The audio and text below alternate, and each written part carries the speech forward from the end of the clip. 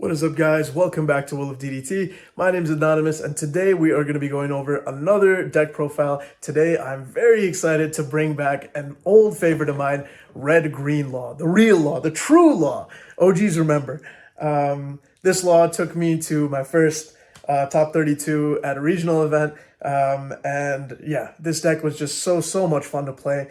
And unfortunately, we just had to put it away. OP4 and OP5 especially onward just kind of entered this hyper removal phase of the game where everything was centered around removal and the decks that could keep up with that. And Law, unfortunately, just could not, because with so much removal in the game, it was very hard to keep a board of 5, which is necessary for this leader. But now that we're kind of slowly moving away from that, especially looking at OP8, we're kind of entering a phase of the game where we're slowing back down a bit. Removal is not necessarily the name of the game. Everybody's going to be playing a little bit of everything. So I thought now is as good a time as ever to bring back the one and only Red-Green Law. So yeah, I've been having a ton of fun with this deck. It is absolutely cooking in the games I've tested. And yeah, hope you guys enjoy. Let's jump right into this profile.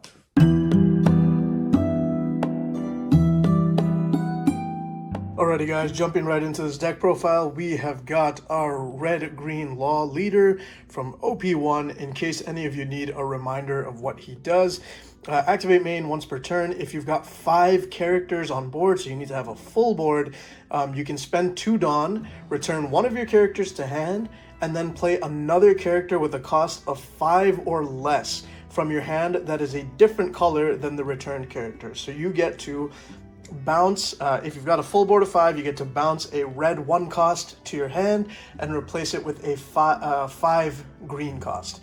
I'm sorry, a green 5 cost. Yeah, so pretty insane ability. Basically just lets you generate a ton of value. You fill up board to kind of drop down to very low hand size, but then after that, you're going to keep bouncing your searchers back to hand, replacing them with these huge 5 cost 6k units that you're going to generate a ton of value. Just put a bunch of these mid-level attackers on board for very cheap, for only 2 Dawn, and since you keep recurring your searchers back to hand, you get to keep playing them, keep searching, replenishing your hand size. Very efficient engine. If you haven't played it, try it. It is one of the funnest decks in the game. But yeah, we have got our Law leader, and as usual, not a lot has changed, if I'm being honest, from previous builds, but there are a few cards that are different. I think about 7 or 8 cards in my build have changed, and they are very key to allowing the deck to keep up in a modern day meta. So yeah, without further ado, let's jump right into the list. So Law has always been probably the only deck in the game that can run 3 different archetypes. So we run a crap ton of searchers. So we are running 4 copies of Bonnie. Yeah, nothing more really to be said here. Bonnie will let you search for all your supernovas. Goes without saying, but your first 2 turns are going to be spent trying to build up a board of 5 units, so you want to just drop a bunch of little 1 costs. Try not to drop Bonnie in those first few turns, especially if you know your opponent has a deck that has removal. Don't drop the Bonnie. You want to just leave it for the actual turn where you plan to search with her. Otherwise, she will get removed before you get your engine going, and that is always detrimental if you're not able to find another one. So yeah, 4 copies of Bonnie. 4 copies of Nami, once again, another cheap unit just to fill up the board, and she's going to search for all your Straw Hats. So you've got Supernovas on Bonnie, Straw Hats on Nami, and we do have a couple of cards in this deck that actually overlap. I think maybe about 5 cards. No, actually 8 cards that fall under both. So really good that we have a lot of searches that overlap in this deck. Next up, we are running 2 copies of Dadan. I used to run 3, had to drop her down to 2. I think I don't want to say she's the least important out of the 3, they're all important, but generally when you're looking for your actual power plays, so to speak, Bonnie and Nami are more so finding the cards that you want, so I figured it's okay to drop Dadan down to 2, but she will find any red 1 cost in your deck. So currently, I think Yeah, last I counted, my Nami has 15 targets, my Dadan has 15 targets, and I believe my Bonnie has like 22 or something like that. Over 20 for sure. So yeah, 15 is a little low. You will whiff sometimes. It's just the name of the game. That's how Law has always been. But yeah, we're running 15 search targets for Dadan, 15 for Nami, 20 some for Bonnie, and generally they will hit pretty consistently and will allow you to just, again, you're going to bounce these guys back to hand, play them again, reuse them, try to reuse them smartly. If you saw a bunch of supernovas in your last search, maybe go for your Dadan next to find one of your red one costs, vice versa. Use them kind of intermittently, and you should be able to hit pretty consistently. Now, moving on to our blockers, we've got 4 copies of the classic one cost Chopper. I love this freaking artwork, it's adorable. Yeah, 4 copies of Chopper, findable by Nami and Dadan, and yeah, blockers are kind of very key in Law. You want to just put down these little blockers that force your opponent to either remove them somehow, or they're just going to sponge an attack. And Law doesn't really have a lot of defense, so to speak. You're basically just building this really menacing board, and you do want some chump blockers to be able to take hits to your life or to your characters.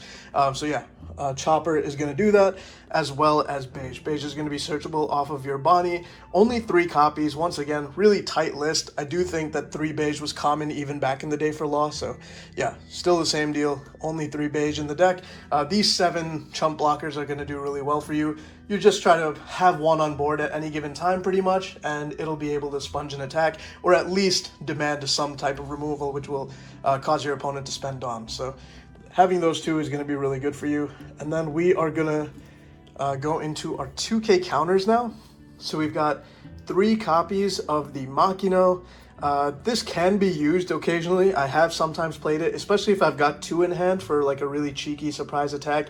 You can like drop 2 Makinos, buff Nami up to like 8k, and then just, you know, swing for the hills. So yeah, that is pretty nice that she can actually buff Nami if you want to use her offensively. But yeah, generally just going to be used as a 2k counter. And also, of course, after buffing, she rests herself to buff Nami. After doing that, you can always use your leader ability to bounce her back to hand and then play one of your 5-cost green like key offensive units. So Makino, a very good fit for the deck back then, and it still is today. And then the absolute GOAT, we have 4 copies of Otama. This card is just so necessary in this deck.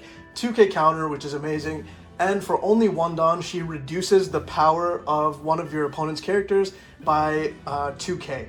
So you're going to lower something by 2k, and then you have a bunch of units. You can even put your little units to work swinging at it. If it was like a 5k unit, you can lower it to 3, and then suddenly, you know, Dadan can swing at it, Nami can swing at it if you commit some Dawn.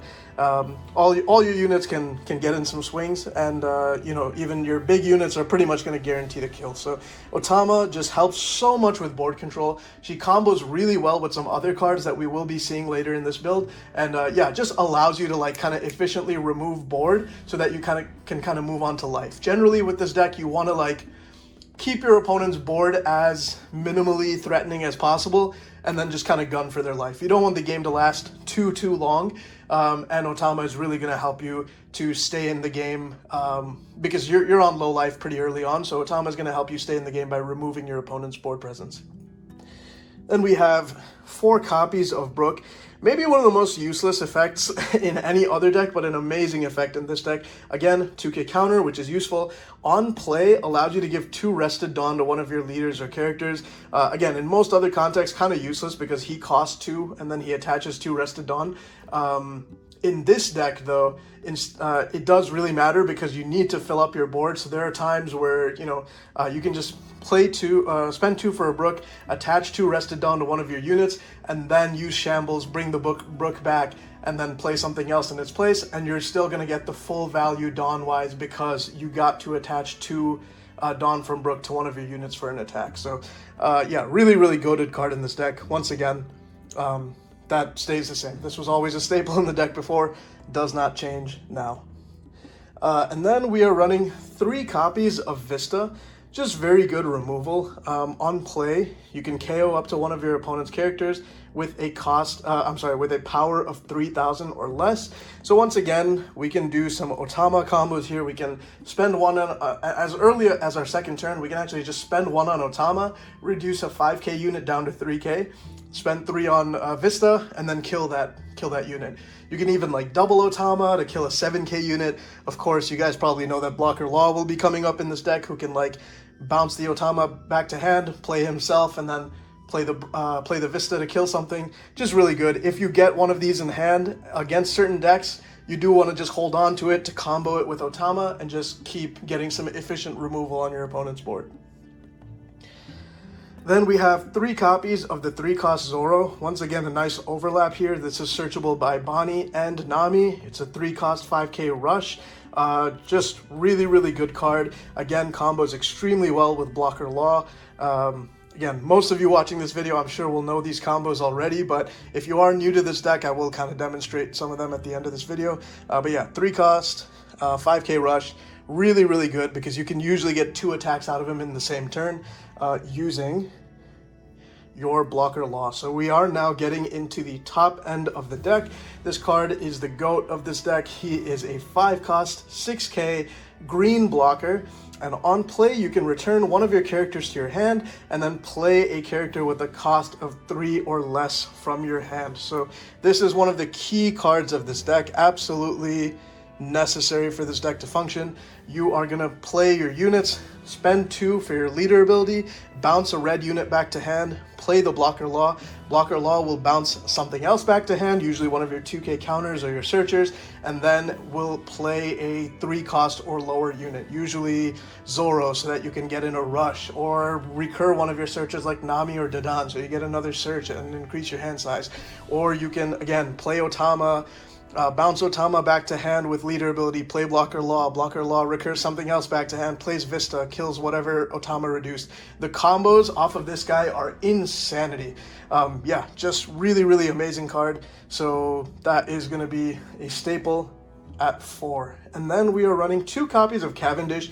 Really, really good card from EBO1. Cavendish does require your leader to be a supernova, and even though he's mostly being played in Bonnie right now, Law is also a supernova, and Cavendish is a 5-cost green unit, so it synergizes really, really well with what this deck already wants to do.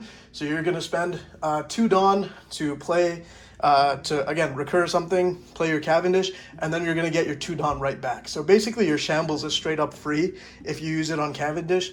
On your 5 or 6 Dawn turn, sometimes if your board is already wide enough, if you already have like 4 units on board, you can actually just hard play Cavendish, get 2 Dawn back off of Cavendish's ability, and then you can spend those 2 Dawn to Shambles in another unit. So as early as your 6 Dawn turn, if you have a Cavendish in hand, you can actually, or 5 or 6 Dawn turn, you can actually just hard play your Cavendish and then use Shambles to get something else in, like a Blocker Law or like a Basil Hawkins, for example. Basil is really good. We're running only 1 copy of it. I just really love this card from set 1. I'm a little iffy on if I should just run the 1 or if I should increase Cavendish or another one of the laws in this deck, but yeah, basically, I just really love this card. It's amazing. Dawn times 1, if this character battles an opponent's character, set this card as active. Just so freaking nuts. Especially when with Otama, you can reduce something, one of your opponent's boss monsters by 2k, attach a bunch of Dawn to Basil, swing at it. If they counter out of that swing, Basil's going to restand. I mean, regardless, Basil is going to restand and then gets to swing again. If you're going for game, let's say your opponent has no life, only 1 blocker, you can just shove all 10 Dawn on Basil, swing 16k at life. If they block, Basil restands and then swings 16k again. It's so freaking good, especially with Restand Law. Restand Law is going to be able to make him swing 3 times per turn. Restand Law, for those of you who don't know, on play, you get to restand, or set as active, one of your supernovas that is 5-cost or less. So Zoro qualifies as a restand target, so does Blocker Law, so does Cavendish. Cavendish is not once per turn, by the way, so you can swing twice with Cavendish. In this deck, specifically, you can swing twice with Cavendish in the same turn and end up restanding 4 Dawn total. So you can actually just hard play this guy sometimes if you've got a Cavendish on board and end up getting like a ton of value out of it. It is a little complicated, I'm not going to lie. Your sequencing needs to be very good in order to get the max value out of that play. But yeah, there is totally a use case where you can restand 4 Dawn with Cavendish using your restand law. Again, you know, you could, if you prefer, drop Basil and put this guy to 3. That's what I was actually running before. I had no Basil, 3 restand laws. Again, up to you. I don't think that's necessarily the worst thing, especially since this guy has counter and Basil doesn't. But I just love Basil a lot, so I'm testing it right now. So far, it's been working pretty well. But if you do prefer, you can just get rid of this, put 3 restand laws. Last but not least, for the 5-cost top end, we are running the 5-cost 6k Luffy. This guy is really solid. Again, Straw Hat and Supernova, searchable by both Bonnie and Nami. I really do like that because part of the problem of this deck before was sometimes you could get caught in like the dreaded like endless red loop. You basically see your Dodons and your Namis, and you play your Nami, you search, and you end up bottom decking all of your green top end units. No more, right? Because now Nami can actually search one of your green top end units. So I really like this guy just for consistency's sake, but also his effect is pretty freaking killer. If you have 3 or more characters, which with this deck you almost always will, your characters with a cost of 3 or less, other than Luffy, cannot be KO'd by your opponent's effects. This is just so helpful because even though, like I said at the beginning of this video, KO and like removal is kind of slowing down a bit, it is still very prevalent in the game. There are some decks where they are just going to have a lot of KO and removal. Luffy is going to help with that. This is going to help you beat Morias and Lucci's and all those black decks that are just looking to like KO you every single turn. Once you drop one of these Lucci's, all of these little guys are untouchable. They can't be killed. Even your big units, most black decks are looking to lower things down to 2 cost and then kill them. And Luffy protects all things of 3 cost or lower. So if your opponent lowers one of your Zoros or your Laws or your Basils or Cavendish and they try to kill it while Luffy is on board, Luffy protects that unit from being KO'd. They have to get rid of Luffy alone before they can go for any other units. If they try to play a Lucci, 4-cost Lucci to kill Luffy and something else at the same time, it won't work. Luffy will die, but the rest of your board will be intact. This really puts a dent in Black Deck's KO ability. Even against yellow, sometimes they trigger Egghead Luffy from life and they try to take out one of your blockers so they can push for game next turn.